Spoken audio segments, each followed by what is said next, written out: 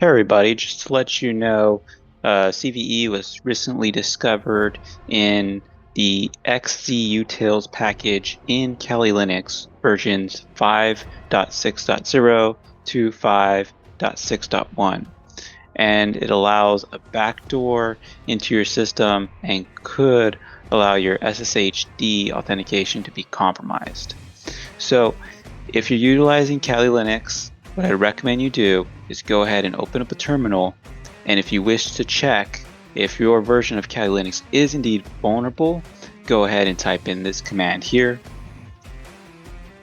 Once you type in this command, you'll go ahead and see which version of xzutils you have installed, or at least your Kali version that's installed. And if you have one of the affected Kali versions 5.6.0 to 5.6.1, you're going to want to upgrade immediately. And the way to do that is you can go ahead and utilize the command below here to perform that upgrade. Okay, you can always upgrade, you can also roll back. All you want to do is make sure that you're not utilizing the vulnerable version. That way your system is up to date and you don't risk it being compromised or remotely accessed. If you like this update, please like and subscribe for more. Danny out.